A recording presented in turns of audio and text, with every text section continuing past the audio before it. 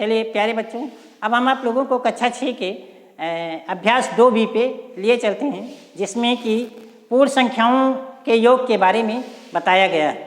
अब देखिए, हम जिसमें चर्चा करते हैं पूर्ण संख्याओं पर संक्रियाएं तथा उसके गुणधर्म। इसमें पूर्ण संक्रियाओं के संक्रियाओं में सबसे पहले हम पूर्ण संख्याओं के योग के प्रगुण के बारे में आपसे बात करते हैं। योग का प्रगुण में सबसे पहला है आपका योग का समरक प्रगुण। अब समरक प्रगुण क्या है?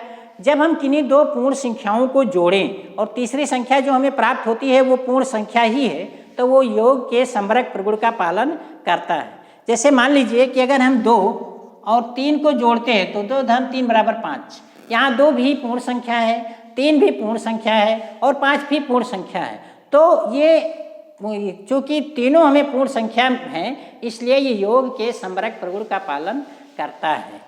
ठीक इसी प्रकार से अगर 0 धन 2 ले लेते हैं तो भी हमें 2 मिलता है। ये देखिए, 0 भी पूर्ण संख्या, 2 भी पूर्ण संख्या और जो मिला 2 भी वो भी पूर्ण संख्या। तो इस प्रकार से ये पूर्ण संख्याओं योग के समरक प्रगुण का पालन करता है। आगे देखिए, दूसरा दिया गया है योग का क्रम विनिमय प्रगुण। क्रम विनिमय प्रगुण, जैसा कि नाम से ही स्पष्ट है, क्रम विनिमय मतलब क्रम का अदला बदली। अगर हम क्रम को अदला बदली कर देते हैं तो इसके योग पे रिजल्ट का कोई प्रभाव नहीं पड़ता है। जैसे 2 धन 3 जोड़ते हैं तो भी 5 आता है और 3 धन 2 जोड़ते हैं तब भी 5 आता है। मतलब हम चाहे 2 में 3 जोड़ें, चाहे 3 में 2 जोड़ें, रिजल्ट वही आता है। यानी जब रिजल्ट वही आता है तो इसका मतलब ये क्रम विनिमय नियम का पालन करता है। आगे देखिए, दिया गया है योग के तत्समक अवयव। योग का तत्समक अवयव, आप जानते हैं कि पूर्ण संख्याओं में 0 एक ऐसी संख्या है जिसको हम किसी संख्या में जोड़ते हैं तो उसके क्या नाम से मान में कोई परिवर्तन नहीं होता है। तो इसीलिए हम 0 का योग का तत्समक अवयव कहते हैं। फिर अगला आता है आपका योग का सहचर प्रगुण। सहचर प्रगुण कैसे हैं? अब इसमें मान लीजिए कि अगर हम 3 संख्याएं लेते हैं, 2, 3, 4, हम चाहे पहले 2 को जोड़िए फिर तीसरे को जोड़े, तब भी हमें क्या नाम से वही मिलेगी, 5 धन 4 बराबर 9। और अगर चाहे हम पहले लास्ट वाली दोनों संख्याओं को जोड़ें, उसके बाद भी हम पहले संख्या के जोड़ें, तब भी हमको वही रिजल्ट वही मिलेगा। मतलब इसमें क्रम का कोई परिवर्तन है, चाहे हम पहले 2 संख्याओं को जोड़े फिर तीसरे को जोड़े और चाहे हम बाद वाली दोनों संख्याओं को जोड़े फिर पहले जोड़े, रिजल्ट हमको वही मिलता है। तो इस तरह से ये योग का सहचर प्रगुण का पालन करता है। तो आइए अब हम आपको लिए चलते हैं अभ्यास 2B के पहले सवाल पर। इससे पहले कि अगर आप लोग हमारे YouTube चैनल को सब्सक्राइब ना किए हों तो जल्दी से सब्सक्राइब कर लीजिए और बेल आइकन को भी दबा लीजिए, जिससे कि आपको आने वाले वीडियो का नोटिफिकेशन प्राप्त होता रहे। तो आइए 2B पे देखिए, 2B का पहले का फर्स्ट पार्ट दिया गया है। इसमें एक चित्र दिया गया है और चित्र में देखिए इस तरह से बनाया गया है। तो इसमें देखिए आपको दिखाना है कि इसका संख्यात्मक मान कितना होगा। तो देखिए, सबसे पहले पहला श्लोक जो दिया गया है कि 0 से शुरू हुआ 4 पे पहुंचा और 4 से शुरू हुआ 9 पे पहुंचा। तो इसका मतलब ये 4 और धन इसके बाद गिनेगा तो 1, 2, 3, 4, 5। तो इसका मतलब हो गया 4 धन 5 बराबर 9। ठीक इसी प्रकार से इसमें देखिए, पहले 0 से पहुंचा 5 पे तो ये हो गया 5। उसके बाद 5 से चला 11 पे पहुंचा तो देखिए कितने खाने आगे पहुंचे, 1, 2, 3, 4, 5, 6। तो 5 धन 6 बराबर ये आपका 11 हो गया और यही आपका उत्तर हो गया। इसके बाद देखिए दूसरे का फर्स्ट पार्ट दिया गया है, नहीं दूसरे का फर्स्ट पार्ट इसमें दिया गया है संख्या रेखा पे निरूपित करना है। देखिए इसमें दिया गया है 5 धन 4 बराबर 9, 5 धन 4 बराबर 9। तो आइए हम संख्या रेखा बना लेते हैं। ये आपकी एक संख्या रेखा है और इसमें हम गिनती लिख लेते हैं कुछ बढ़ते हुए क्रम, 1, 2, 3, 4, 5, 6, 7, 8, 9, 10, 1, 2, 3, 4, 5, 6, 7, 8, 9, 10, आगे भी कर लेते हैं 11। तो देखिए इसमें 5, सबसे पहले हम शुरू करेंगे 0 से और 5 पे पहुंचेंगे। तो 0 से 5 खाने पहुंचे 5 पे, फिर दिया गया है 4, उसके बाद 5 से शुरू करेंगे, 4 खाने अगर आगे जाएंगे तो देखते हैं कि हम 9 पे पहुंचते हैं। और अब आपका देखिए दोनों का योग कहाँ पहुंच गया, हम 2 स्लोप में कहाँ पहुंचे, 0 से 5, 5 से 9। और ये इसका मतलब कि हम दोनों को जोड़ने पर हमको 9 मिलेगा। हम 0 से 9 पे पहुंच जाएंगे। ठीक इसी प्रकार से देखिए दूसरे का सेकंड पार्ट दिया गया है 0 धन 5 बराबर 5, 0 धन 5 बराबर 5। तो इसके लिए हम संख्या रेखा जो बनाएंगे, देखिए एक संख्या रेखा बना लेंगे और कुछ गिनतियाँ इस पर हम जिस तरह से समान दूरी पे निशान बना लेते हैं और उसके आगे गिनतियाँ लिख लेते हैं 4, 5, 6, 7, 8, 9, 10। 0 तो पहले है भाई, 0 से 0 पे मतलब हमको कहीं नहीं जाना, वहीं रह गया। फिर 5 खाने हमको आगे बढ़ जाना है। अब देखिए हम कहाँ पहुँच गए, 0 से 5 पे पहुँच गए। तो 0 धन 5 बराबर 5। आइए हम अब दूसरे के थर्ड पार्ट पे आपको लिए चलते हैं। दूसरे का थर्ड पार्ट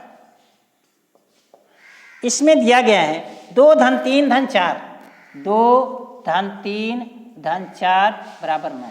तो देखिए संख्या रेखा पे इसको भी दिखाना है। संख्या रेखा एक खींच लीजिए, उसके बाद में आप समान दूरी पे निशान बना लीजिए कुछ और उस पर अंक लिख लीजिए 0, 1, 2, 3, 4, 5, 6, 7, 8, 9, 10, 11 और 12 आगे और बढ़ा सकते हैं।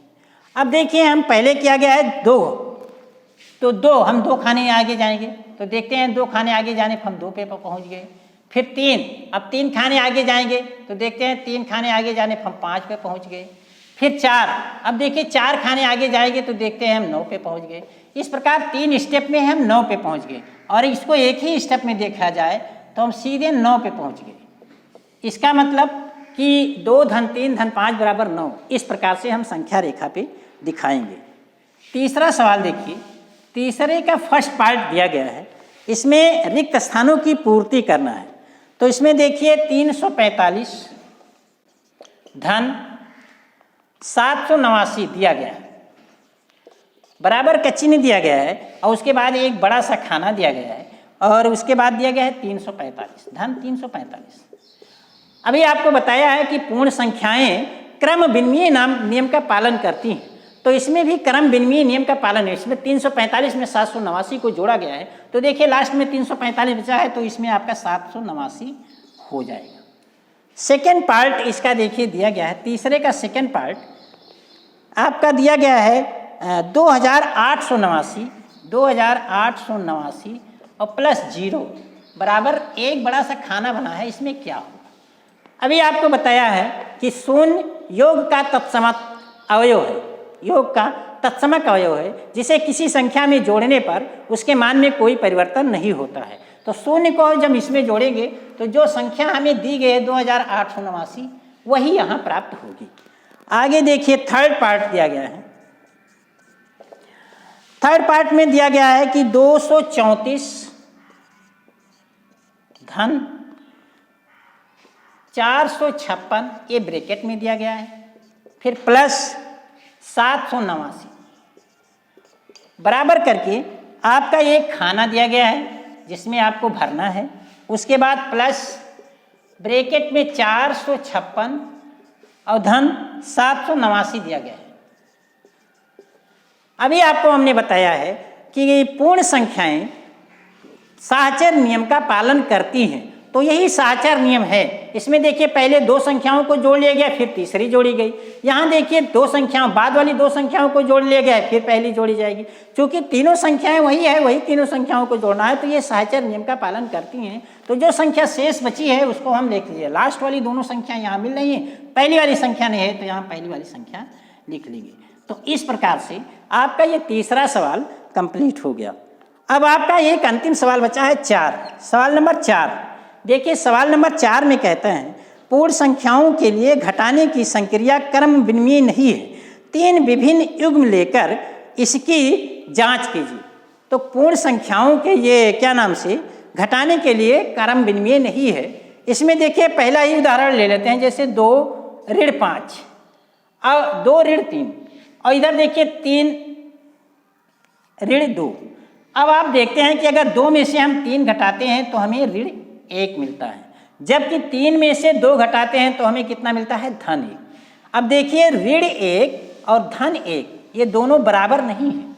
जब ये दोनों बराबर नहीं हैं तो इसका मतलब ये क्रम विनिमय नियम का पालन नहीं करते हैं। दूसरा उदाहरण और ले लेते हैं कि 2 धन 5 बराबर 7, सॉरी ऋण करना है, 2 ऋण 5 बराबर ऋण 3 और 5 ऋण 2 बराबर धन 3। यहाँ देखिए ऋण 3 एक तरफ आया और दूसरी तरफ धन 3 आया, तो ऋण 3 और धन 3 बराबर नहीं है, इसका मतलब कि क्रम विनिमय नियम का पालन नहीं। और ले लीजिए, चलिए हम एक उदाहरण अपने तरफ से ले लेते हैं। 5 ऋण 7 और 7 ऋण 5, तो 5 में से 7 घटाएंगे तो ऋण 2 हो जाएगा, 7 में से 5 घटाएंगे तो धन 2 हो जाएगा। यहाँ भी देखिए ऋण 2 और धन 2 बराबर नहीं है, इसका मतलब कि ये क्रम विनिमय नियम का पालन नहीं करते हैं। तो इसी के साथ आपका 2 भी समाप्त हो गया और आप हमारे YouTube चैनल को सब्सक्राइब कर लीजिए और बेल आइकन को भी दबा लीजिए और अगले अभ्यास को हम नेक्स्ट वीडियो में लेकर आपसे उपस्थित होंगे।